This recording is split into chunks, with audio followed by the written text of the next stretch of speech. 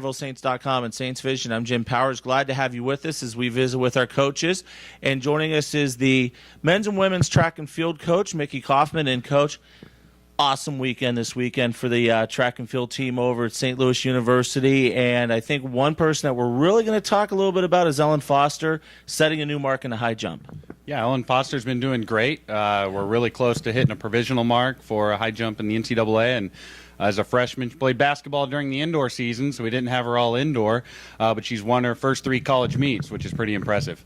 Talk a little bit about the correlation between her playing basketball and then coming outside and participating in the jumping events, especially the high jump. Yeah, obviously there's a lot of jumping in basketball, so it's a great foundation, for those events, whether you're a high jumper, long jumper, even pole vault, or a short sprinter, because you're running all over that basketball court. So it's a really good foundation for coming out and track, yeah. Talk a little bit about some of the other outstanding performances from this past weekend. Oh, man, we had a lot. We haven't talked in a while, so we've had a lot over the last several weeks. Elizabeth Kiblinger a couple weeks ago, she's ranked number 2 in the nation right now in the 10,000 meters. So she's kind of already punched her ticket to nationals. We've had 3 guys PR and run really well in the 5,000 meters with Zach Boyle, Kyle Deacon, Anthony Allen. Anthony Allen placed 3rd yesterday at SLU in 14:58, the first athlete that we've had here under 15 minutes since I think 1984, something like that. And Kyle Deacon ran 15:08 in a new PR. I believe he was like 7th or 8th place overall. Both those guys ran outstanding. We had PRs across the board in the men's 1,500 meters. Kerry Wigman ran really well in the 800, a new college PR. There was a lot of them out there. Andy Moore PR'd, won the 10K. Erin Weiss threw 37 meters in the javelin. She's leading the GLVC by about 3 meters now, which is huge in the javelin throw. Sure. So, yeah, a lot of great performances over the weekend. The one thing, too, is we're seeing some great performances in the field events.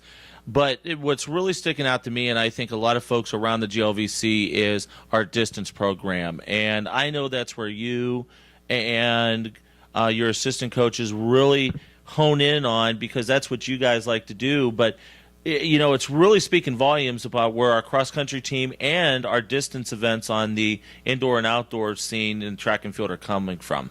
Yeah, I mean, that's where our program kind of started when they hired me on. We didn't have track and field back then, so we were just a distance program. And when we added on track, that's those distance races are just ahead of the rest of the team almost. But as you can see with Erin in the javelin and Ellen in the high jump and some of those other places out there, we have some people coming around nicely in our field events too.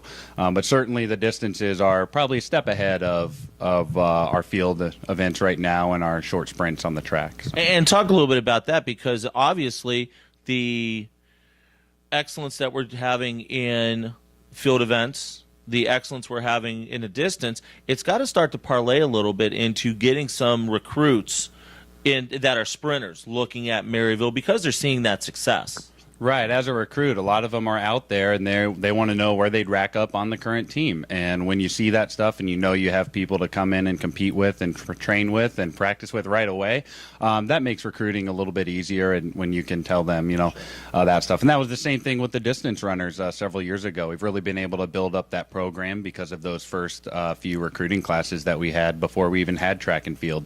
And now those better high school runners can come in. They know they're going to have guys to train with. They're not necessarily coming in expecting to be the number 1 runner on the team with nowhere to go in terms of moving up the team rankings or anything like that. So. No doubt. And obviously a couple weeks left before the conference championships out in Kansas City. Talk a little bit about what's going on here over the next couple weeks leading up to the conference championships at William Joel. Sure. We're going to take a couple of our distance runners out to Mount Sac and try and get some qualifications out there. So I'm leaving on Wednesday, and they're going to be racing Thursday, Friday, and Saturday. And then the rest of the team is going to go to Missouri S&T over there and compete against some of the best sprinters and jumpers in the conference. They had won last year's outdoor for the men and are always a strong team to contend with. So it's always good to go there and get some good competition in. Following that, we're going to go over to Greenville and run at Greenville. And then we have our conference championships the week after that. And that's really what it all comes down to is that conference championship days for most of our athletes. And I know the conference championship is just going to be loaded. I mean, you guys have had a chance to compete against a lot of the teams from the conference and a lot of the invitationals, but when push comes to shove, you got to say that we're right in the mix when it comes to some of the track and field teams in the conference. Yeah, we're starting to make our name known a little bit more, and now that some of those other events are starting to come around, we're starting to score a lot more points. And it's been a road, and it's been a process to get where we are now, but we're on our way. So Outstanding, Mickey. Well, good luck this weekend, and I know we'll talk definitely before the conference meet in a couple weeks. Sure, thanks, Jim. Micky Kaufmann joins us, and once again, we'll talk it over with him in a couple weeks as they gear up for the GLVC Conference Championships out at William Jewell the first week of May. For Coach, I'm Jim Powers. Glad to have you with us here on MaryvilleSaints.com and Saints Vision. Have a great week, and as always, go Saints.